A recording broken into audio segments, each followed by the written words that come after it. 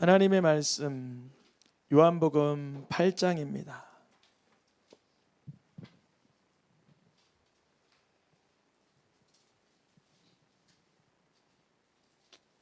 24절과 25절 두 절의 말씀 한 절을 이렇게 나누어서 이렇게 읽겠습니다.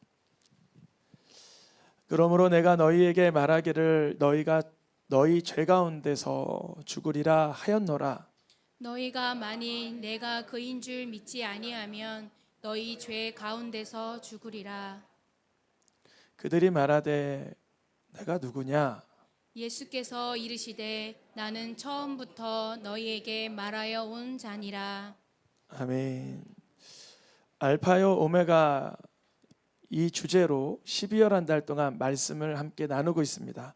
오늘 제목 같이 읽어보겠습니다. 처음부터 말하여 온 자. 오늘 요한복음 8장 25절에서 너 누구야? 이렇게 유대인들이 물어보니까 예수님이 이렇게 대답을 하신 거예요. 처음부터 말하여 온 자다. 이렇게 말씀하세요. 처음부터 말하여 온 자.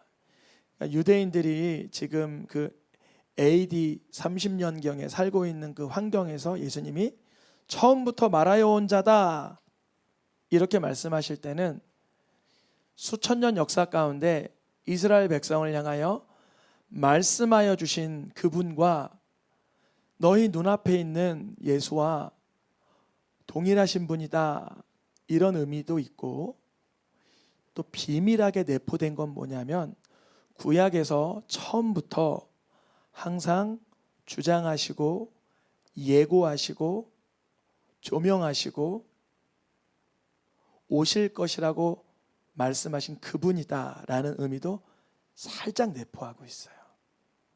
이건 저도 설교를 준비하면서 거의 끝자락에 조금 주님이 깨닫게 하신 건데, 처음에는 어떤 의미가 있냐면 너 누구야? 이렇게 물어봤을 때 예수님이 구약에 모세에게도 말씀하셨고 아브라함에게도 말씀하셨고 거슬러 올라가 노아에게도 말씀하시고 아벨에게도 말씀하시고 다윗에게도 말씀하시고 여러 선지자들과 예언자들에게 말씀하신 그분이 나야 이렇게 얘기하신 것과, 또 그 모든 구약의 말씀을 통틀어 처음부터 말하여 둔 자, 말한 그 자가 바로 나야 이런 의미를 가지고 있다는 것입니다. 예수님을 하나님께서 보내신 분이다라고 믿을 때 우리가 죄에서 헤어나올 수가 있고요. 예수님을 하나님의 아들, 나를 건지시는 분이라고 신뢰할 때, 그것을 의지할 때 죄 가운데서 이렇게 구원을 받을 수 있습니다. 그런데 8장 24절에 만일 예수님이 그 처음부터 말하여 온 자, 구약 전체가 조명하고 있는 분, 그리고 모세나 노아나 다윗에게도 말씀하셨던 그분인 줄을 알지 못하고 믿지 못하면 죄 가운데서 죽을 수밖에 없다. 모든 인생은 죄로 죽죠. 죄. 요새 유행하는 영화, 드라마, 작품들을 보면 많은 부분, 예전에는 인기 드라마나 인기 그런 게 소재가 뭐였냐면 사랑이었어요. 사랑, 애틋한 사랑. 그래서 저는 어렸을 때 남녀의 사랑, 우정 이런 게 좀 굵직한 주제였다면, 요새는 좀 안타깝지만 뭔지 아세요? 복수. 요즘은 주제가 거의 복수예요. 거의 복수. 그러고 거기다 조금 더 섞으면 사이다 복수. 근데 그게 성경적이지 않아요. 성경적이지 않은데 그걸 사람들이 너무 좋아해요. 사실 저도 간혹 예고편이나 이렇게 지나가다 보면 좋더라고요. 뭐가 좋으냐면 이렇게 통쾌하더라고요. 근데 이게 점점점 우리의 영적인 영역이 흐려지는 건데, 사실은 복수가 통쾌하면 하나님은 모든 인생들을 죽이고 끝내셨겠죠. 그게 진리가 아니라는 거예요. 결국 복수는 또 다른 악을 낳을 뿐이에요. 우리 입장에선 이순신 장군이 귀한 분이지만 일본 입장에서 이순신 장군이 그림을 어떻게 그려놨냐면 도깨비로 그려놨더라고요. 상대적인 거죠. 복수도 인간이 말하는 진리도 사실은 다 상대적인 것입니다. 그래서 하나님 앞에 예수님이 나를 위하여 오신 구원자라고 바라볼 수 있는 마음이 없다면 인생은 밀려오는 죄악과 밀려오는 고난 속에서 죄 가운데 죽을 수밖에 없다라고 예수님 말씀해 주시는 것입니다. 그래서 예수님께서 이 땅에 오셔서 한결같이 말씀하신 게 이거였어요. 그 사마리아 여인이 물을 찾아 헤매며 대낮 중에 사람들을 피하여 물들어 오니까 그 여인과 대화 나누면서 예수님께서 요한복음 4장 26절에 이렇게 말씀하세요. 너와 말하고 있는 내가 누구라? 그라. 예수님께서 이 여인이 5번 결혼한 여인이었어요. 그리고 지금 있는 남편도 너의 남편이 아니라는 그 여인과 대화하다가 이 여인은 인생에 소망이 없었어요. 희망이 없었고 기쁨과 안전함이 없었단 말이죠. 예수님께서 내가 너에게 그것을 줄 수 있는 분이야. 자기를 그렇게 표현하세요. 요한복음 8장과 또 13장에 나아가서도 읽어보겠습니다. 너희는 인자를 든 후에 내가 그인 줄 알고 내가 그인 줄 너희가 믿게 하려 함이라. 여기서 말하는 내가라는 그 나 인자는 예수님을 말하고요. 예수님이 들린 후에 든다는 건 십자가에 매달려 죽으실 때를 말해요. 그러니까 제자들도 아직은 예수님이 나의 죄를 위해서 죽으실 분인가를 못 믿죠. 왜냐하면 안 죽으셨으니까. 예수님은 여전히 눈앞에 육체로 존재하지 신비로운 능력은 베풀어 주시는 특별한 분인 건 알겠지만 날 위해 죽었다고 믿기에는 아직 예수님이 안 죽으셨어요. 그런데 일이 일어날 때 미리 일려두는 이유는 그 십자가의 끔찍한 사건이 일어날 때 예수님이 바로 하나님이 보내주신 구원자구나라고 믿도록 하기 위해서 계속 알려두는 거야 말씀하고 계세요. 그러면 예수님은 오늘 2023년이잖아요. 올해가 이제 3주 남았는데 2023년 전에 이 땅에 AD와 BC를 가르치고 오셨지만 그 이전에는 예수님의 존재는 무효하고 유효하지 않았나? 오늘 예수님은 처음부터 말하여 온 자라고 말씀하실 때 그 부분을 우리 성도님들에게 증거를 제시해 드리려고 합니다. 첫 번째, 창세기 1장에 보니까 하나님이 하나님 스스로를 향하여 말씀하시는 거예요. 우리의 형상을 따라 우리의 모양대로 우리가 사람을 만들어서 인류의 바벨탑에 문제가 있을 때도 우리가 내려가서, 하나님은 우리가 성경을 볼 때 여호와 하나님의 구약의 특성은 잔뜩 알고 있지만 하나님이 성부 하나님과 영이신 성령 하나님으로 동역하신다는 것을 군데군데 찾아볼 수 있어요. 좀 더 나아가서 시편에서도 하나님이 말씀하시기를 하나님의 왕을 세우는데 그 왕을 향하여 하나님께서 너가 내 아들이라 라고 말씀하시면서 그의 아들, 하나님의 아들에게는 입맞추라는 게 뭐냐면 경배하여라. 그래야만 너희들의 삶 가운데 구원이 임한다라고 구약에 예언이 되어 있던 거예요. 이사야 선지자를 통하여도 읽어보겠습니다.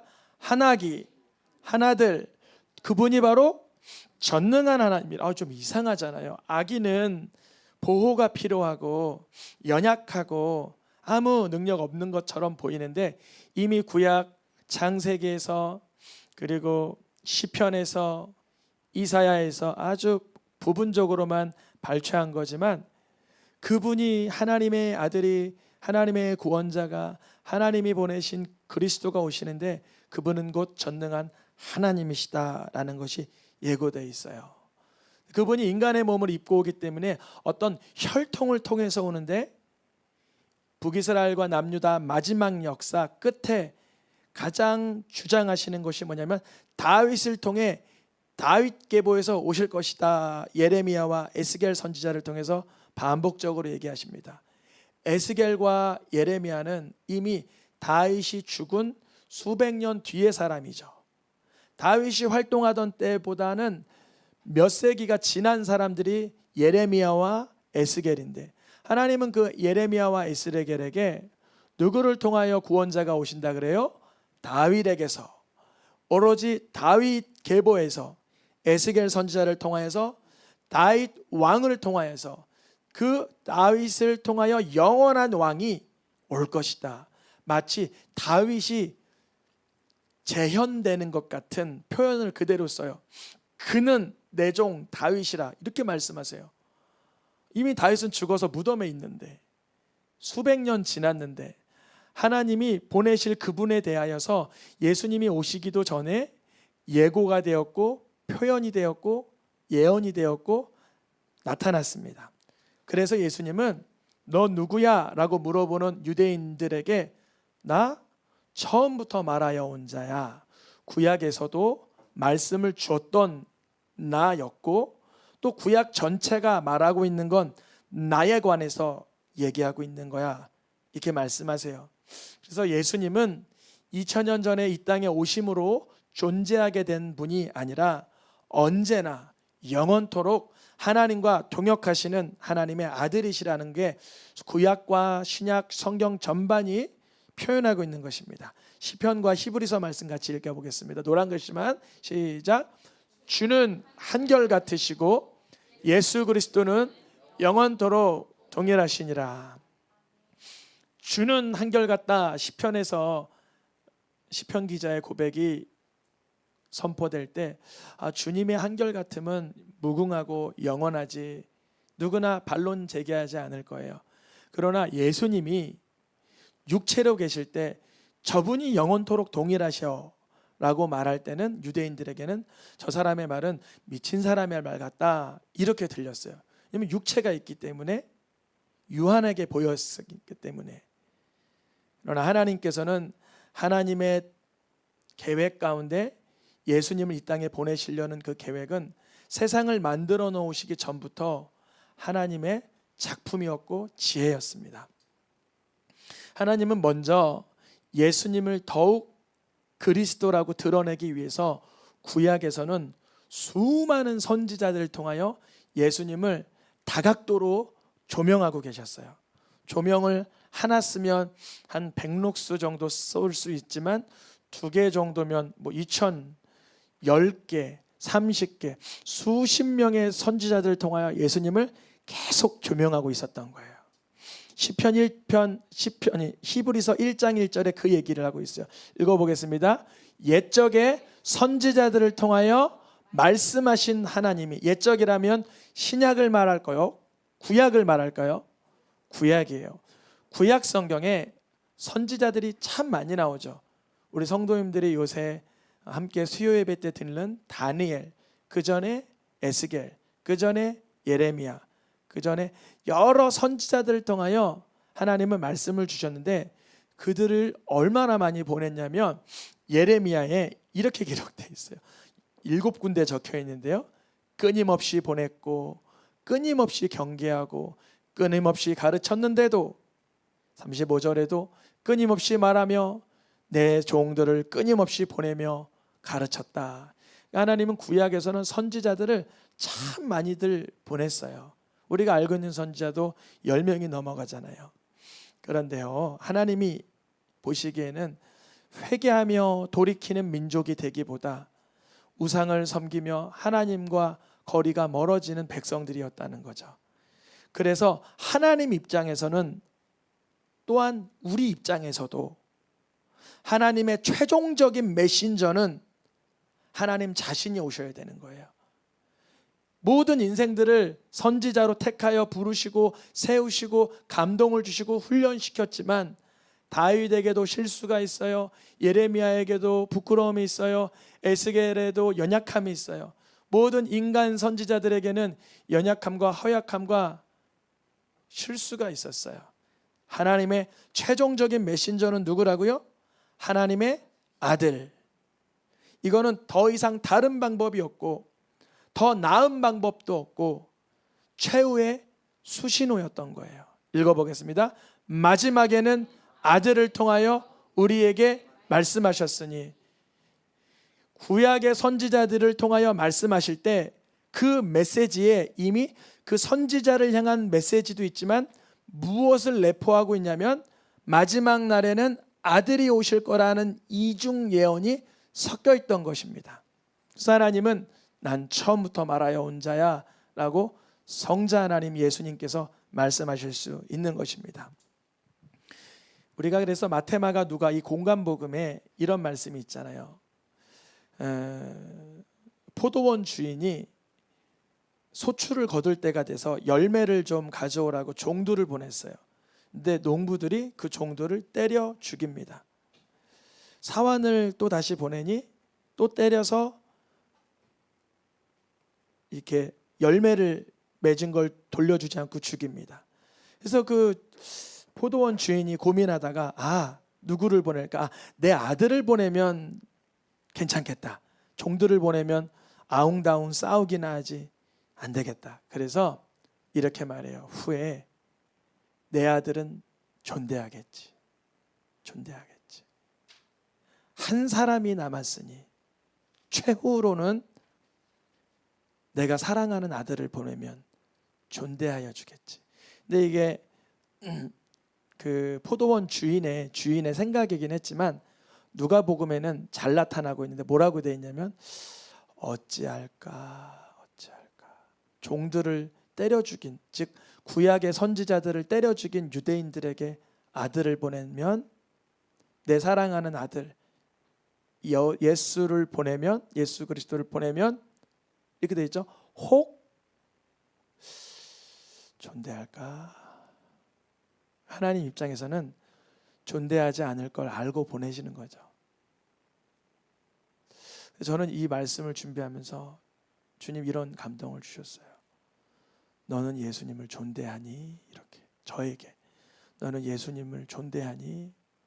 제가 예전에 신앙생활 이제 청년 때 열심히 할 때는 제가 세상에서 예수님을 가장 존대하고 가장 존경하고 가장 존엄하게 대하는 그러한 믿음의 사람이 되고 싶어요. 그런 기도를 많이 했는데 제 마음에 보니까 어느 날 이게 혼탁해지고 타락하고 변질된 내 마음의 영역들이 이렇게 보이는 거예요. 주님, 하나님께서는 예수님을 보낼 때 내 아들을 존대해 주겠지. 내 아들의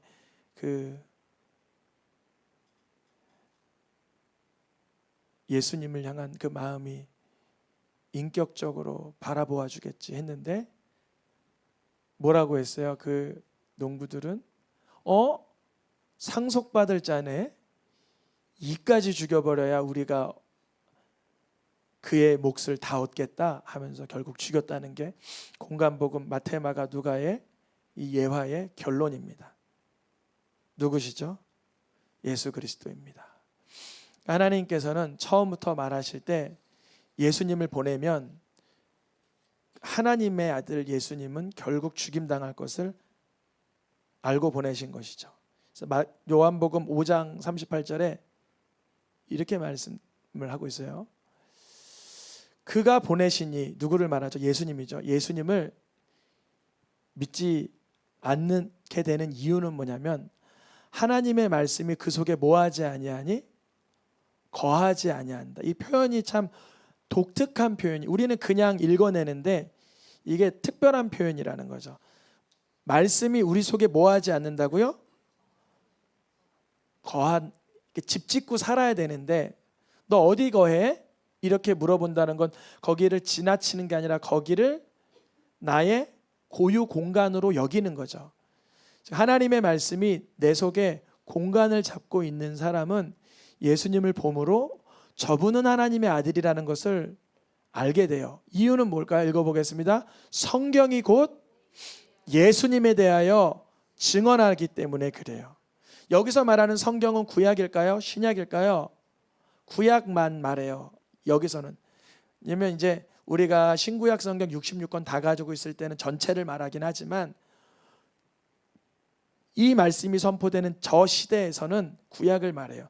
구약의 예수님을 향한 예언을 잠시 이렇게 스크랩을 해보겠습니다. 메시아가 올 때는 남자의 후손으로 오는 게 아니라 여자의 후손으로 올 거다. 뭐 우리가 다 여자의 후손으로 태어났지 남자의 후손으로 태어날까요? 아니죠. 우리가 아무리 어머니의 배를 통해서 10달 있다가 태어났을지 몰라도 대부분 사회에서 그 씨족과 혈족은 아버지 목의 사이가 아닌 이상 다 북의 사이가 흘러가는 것처럼 유대인들도 신앙교육은 어머니가 많이 냈지만 아버지가 낳았다. 누가 누구를 낳고 할 때 그 낳은 사람을 누구를 써나요? 아빠, 남자를 써나요. 근데 여자의 후손이라고 할 때는 이건 독특한 표현인 거예요. 근데 좀 더 발전된 예언은 뭐냐면 그 여자가 어떤 여자라는 거예요? 처녀라는 거예요. 근데 그 처녀가 어디 가서 애를 낳아야 돼요? 반드시 베들레헴에서 다윗의 고향에서 낳아야 되는데 그 사람이 태어나서는 훗날에 예루살렘에 입성하는 왕이 모습으로 등극할 땐 무엇을 타고 들어가야 돼요? 군마가 아닌 나귀 새끼를 타야 돼요. 다음, 그분은 고난 당할 땐 소리치는 고함치는 그런 염소와 같지 않고 양같이 자기의 죄만이 아니라 그들의 죄, 다른 사들의 죄까지도 감당하지만, 근데 그는 죄가 없지만 안타깝지만 그 제자 중 하나가 칼을 들고 있어서 공범자로 오인을 받아야 되고 그랬잖아요. 제자들에게 이제 너희들에게 칼을 챙겨라 했을 때 그 칼은 말씀의 검을 얘기하신 건데 이 제자들이 어리석게도 오해해서 진짜 칼을 챙겨버렸잖아요. 그래서 말고의 그 귀를 잘라버릴 때 예수님은 공범이 돼버렸어요. 그럼에도 불구하고 그 범죄자를 위하여 무엇 하세요? 복수하지 않고 기도하신다. 그분의 죽음 앞에서 시편에 기록되기를 그 메시아가 오시면 그분의 속옷은 조롱당하며 제비뽑힘 당할 것이며 그러나 그의 죽음 앞에서 뼈는 하나도 꺾이지 아니하실 것이며 그는 결국 죽음으로 마감하지 않고 멸망되지 않는다. 이 뜻이 뭐냐면 부활하신다라는 걸 예고하고 있습니다. 지금 읽었던 12군데의 본문은 다 구약입니다. 그러니 그 말씀이 너희 안에 거하면 처음부터 말하여 온 자가 예수님이라는 걸, 처음부터 말씀하셨고 구약이 말씀하고 계시는 그분이 예수님이라는 걸 알게 될 것이다. 갈라디아서 말씀에 이 약속들은 분명 그 당시에는 아브라함에게, 모세에게, 야곱에게, 다윗에게, 다니엘에게 얘기하신 것이지만 그 누구에게 말씀하신 것이다? 자손. 그 자손이라고 할 때 자손들이라고 복수를 쓰지 않고 오직 그 자손이라고 단수를 쓰신 이유는 누구를 향해서 표현하신 약속이라 곧 그리스도라. 구약의 모든 말씀은 그러니 우리 마음에 거하는 순간 예수님을 메시아로 보게 하는 아주 좋은 도구가 됩니다. 그런데 많은 유대인들은 예수님을 메시아로 인정하지 않을 때 주님이 표현하신 표현이 너희 안에 구약의 그 말씀이 거하지는 않는구나 라고 말씀해 주신 것입니다. 처음부터 말하여 온 자 그 예수님이 이제 우리의 삶 속에 2000년 전에 오신 분뿐 아니라 그 이전부터 하나님과 영화를 누리고 사랑을 누리고 창조를 동역하시고 우리를 지켜보신 그 하나님이라고 우리 마음 가운데 믿어지기를 축복합니다. 마지막 말씀, 예수님께서 뭐라 그러시냐면 이제 요한복음 8장 14장 이 말씀에 예수님을 진정코 알았다라면, 예수님을 결단코 알았다라면, 예수님을 분명히 잘 유심히 본 자는 그 예수님을 통하여 처음부터 말씀하신 누구를 알게 되는 것이라 하나님 아버지를 알고 보게 되는 것이다 라고 말씀하십니다. 오늘 본문의 말씀 읽고 마치겠습니다. 요한복음 8장 25절 노란 글씨 여러분 읽어주시면 제가 질문하면 읽어주시면 돼요. 내가 누구냐? 누구세요? 예수 그리스도. 우리 함께 찬양하겠습니다.